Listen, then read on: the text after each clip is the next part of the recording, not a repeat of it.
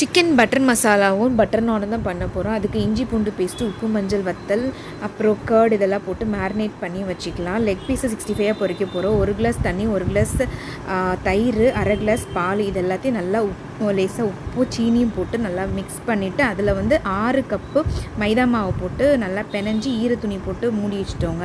அப்புறம் வெங்காயம், தக்காளி, எண்ணெய் விட்டு நல்லா வதக்கிக்கலாம். இந்த பக்கம் நம்ம மேரினேட் பண்ண சிக்கனை தவாவில் போட்டு ஃப்ரை பண்ணுறோம்.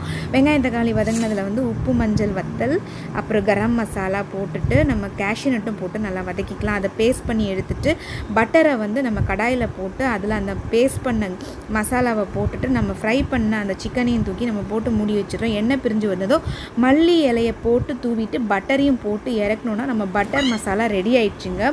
இந்த பட்டர் மசாலாவை பட்டர் நான் கூட வச்சு சாப்பிட்டோன்னா செம்மையாக இருக்கும். நம்ம துணியில் பொதிஞ்சு வச்சோம் இல்லையா, அது செம்ம சாஃப்டான நானாட்டு வந்திருக்குங்க. அது கூட ஒரு லெக் பீஸை வச்சு சாப்பிட்டோன்னா